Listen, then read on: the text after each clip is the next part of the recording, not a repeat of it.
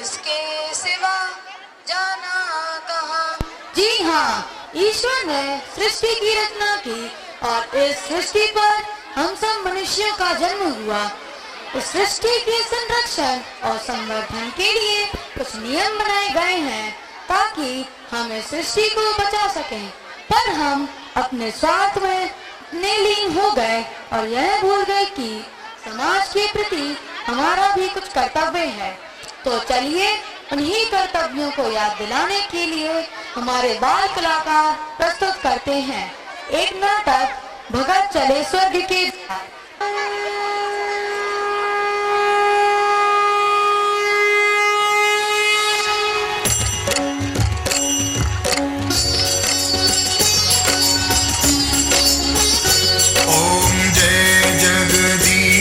हरे स्वामी जय जगदीश हरे, भक्त जनों के संकट दास जनों के संकट छिन में दूर करे। ओम जय जगदीश। आप लाउडस्पीकर बंद क्यों नहीं करते? ऊपर से रोज मंदिर का सारा कचरा हमारे घर के पास फेंक देते हैं। कैसी बातें करते हो? आप लोगों को तो खुश होना चाहिए, कितना धार्मिक वातावरण है। अरे भगवान का नाम लो, सीधे स्वर्ग में जाओगे। भगत जी, पूरा मोहल्ला परेशान, एक तरफ ये लाउडस्पीकर, ऊपर से ये गंदगी। भगत जी, रोज मंदिर का गंदा पानी आकर नदी में मिल जाता है, जिसके कारण हमारे घरों के नलों में भी गंदा पानी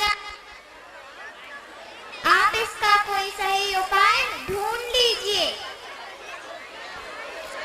तुम लोग मुझ जैसे आदमी को परेशान करोगे तो सीधे नरक में जाओगे। भगत जी, लाउडस्पीकर की आवाज कम कर लो।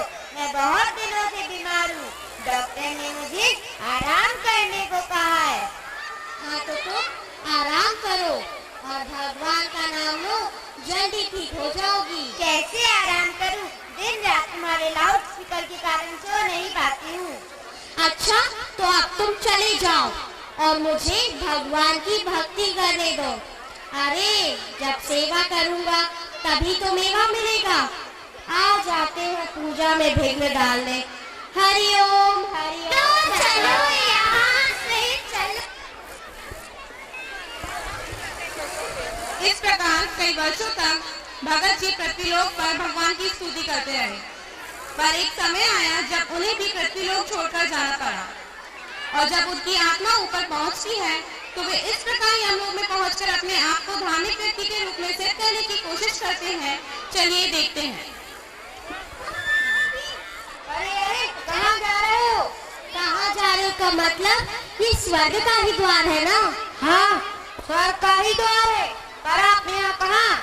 वही जहाँ मुझे होना चाहिए, स्वर्ग लोक।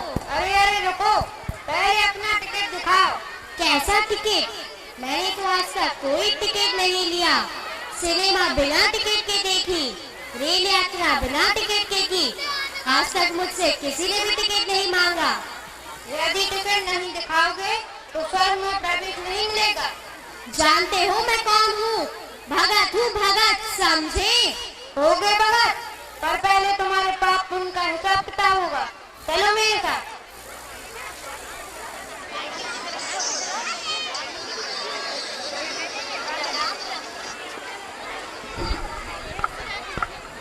प्रणाम प्रभु, मैं तो देखते ही पहचान गया। आप भगवान कार्तिकेय ही हो सकते हैं। मैं आपका बहुत बड़ा भक्त हूँ। मैं कार्तिकेय नहीं हूँ। झूठी चापलूसी करना बंद करो। जीवन भर कुकर्म करते रहे और यहाँ भी हे करते आ गए। आपके जैसा कोई नहीं हो सकता। आप महान हैं, देवों के देव हैं।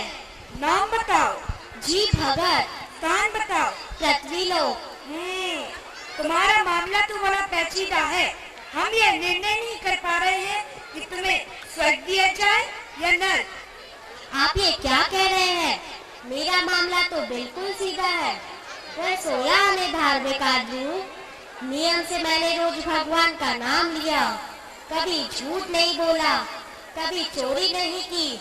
मंदिर में जितनी स्त्रियाँ आती थी, मैं सभी को अपनी माता और बहन मानता था।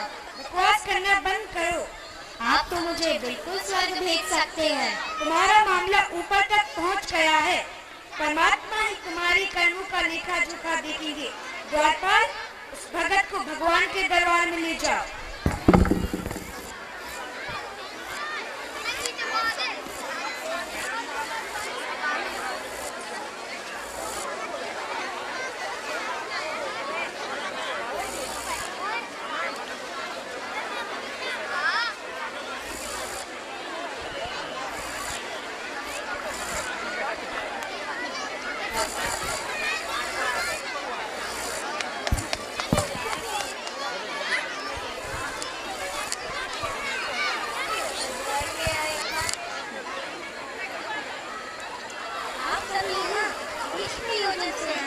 प्रभु, चित्त होते ग्रहण नहीं कर पा रहे भगत को स्वर्ग भेजा जाए ना। आज मेरी मनोकामनाएं पूरी हो गई। आपके दर्शन पाकर मैं धन्य हो गया प्रभु। अच्छा ठीक है, क्या चाहते हो? आपसे क्या छिपा है प्रभु? आप तो अंतर्यामी हैं। आप सभी की मनोकामनाएं जानते हैं। स्वर्ग में एक अच्छी जगह दिला दीजिए ना। पर तुमने ऐसा क्या किया जो तुम्हें स्वर्ग मिले? आप ये क्या कह रहे हैं? पृथ्वी लोक पर मैंने आपका कितना ध्यान किया और आप ऐसा कह रहे हैं? पर बेटे तुम लाउड स्पीकर क्यों लगाते थे? वहाँ तो सभी लाउड स्पीकर लगाते थे। मेकअप वाले, सिनेमा वाले, मैंने लगाए तो क्या बुरा किया? वे तो अपने सामान का विज्ञापन करते थे।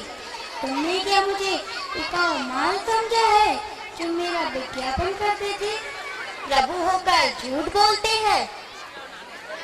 तुम मुझे अंतर्यामी मानते हो ना? जी हाँ। तो मैं तुम्हें बहरा लगता हूँ जो लाउड स्पीकर लगाकर शोर मचाते हो? तुमने तो मुझे बदनाम कर दिया। तुमने क्या सोचा तुम मेरी चापलूसी करोगे और मैं सरकारी अफसरों की तरह खुश हो जाऊंगा? मैं इतना भी बेवकूफ नहीं हूँ, समझे भगत? आपके गाने लोगों के कानों में जाते थे तो मुझे पुण्य मिलना चाहिए। मैंने कभी कोई गलत काम नहीं किया। तुमने समाज में अशांति फैलाई है, झूठ बोला है, चोरी की है, यहाँ तक लोगों की हत्या भी की है। प्रभु होकर झूठ बोलते हैं, ये कैसा अन्याय है? झूठ बोलना आपको शोभा नहीं देता। मैंने कभी किसी की हत्या नहीं की। तुमने घोर पाप किया है भगत। मैं झूठे आरोपों को नहीं मानता हूँ। सिद्ध कीजिए कि मैंने किसी की हत्या की है। द्वारपाल, तुम तीनों को लेकर आओ।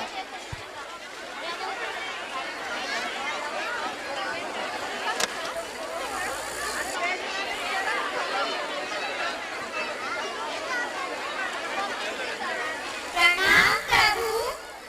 भगत, इन्हें जानते हो? हाँ, मैं इन्हें जानता हूँ। यह हमारे मोहल्ले में रहते थे। पिछले कुछ कारणवश इनकी मृत्यु हो गई। किसी कारण से नहीं, तुम्हारे कुकर्मों के कारण इनकी मृत्यु हो गई। अब आप सभी एक एक करके बताइए कि आपकी मृत्यु कैसे हुई।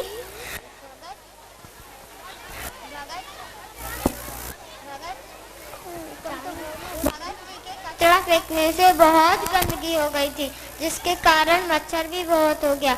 मच्छरों के काटने से मुझे डेंगू हो गया और मृत्यु हो गई। भगत जी, आप ही के कारण नगर के नलों में गंदा पानी आना चालू हुआ था, जिसके कारण मुझे एक गंभीर बीमारी हो गई और उसका कोई इलाज भी नहीं था। इस प्रकार मेरी मृत्यु हो गई। प्रभु, डॉक्टर ने मुझे आराम करने को कहा था, लेकिन भगत जी की लाउड स्पीकर के कारण मैं बहुत ज्यादा प्रदूषण होने के कारण मैं सो नहीं सकी और मेरी मृत्यु हो गई। द्वारपाल, तीनों को लेकर जा। भगत, मंदिर में चढ़ाए गए चढ़ावे का क्या करते हो? आप ये कैसा प्रश्न पूछ रहे हैं? दिए गए दान का भला मैं क्या करूँगा? सत्य बोलो। भगवान, आपसे कोई बात छिपी नहीं है। दिए गए दान को तो मैं तिजोरी में भरता था। कितना? रोज का 70%। भगत, फिर से झूठ। सत्य बोलो। भगवान, 80%। अब बोलो, कौन सा टिकट चाहिए, स्वर्ग का या नर्क का? चलो भगत, अब तुम्हें नर्क भेजा जाएगा, चलो। नहीं प्रभु, नहीं, नहीं प्रभु, नहीं, नहीं प्रभु, छोड़ो मुझे। मनुष्य स्वर्ग प्राप्त करने की लालच में आकर जाने क्या क्या करता है। हमें पृथ्वीलोक पर हमारे सारे कर्मों का फल मिलता है। कुछ नियम हैं जिनका हमें पालन करना चाहिए। हमेशा सच बोलो, कभी किसी को धोखा ना दो, ईमानदारी रखो, हमेशा सबके साथ अहिंसा, शांति, सद्भावना रखो। यही मनुष्य के परम कर्तव्य हैं। आज से आप सभी यह प्रण लो कि हम सब अपने जीवन में एक नई शुरुआत करेंगे।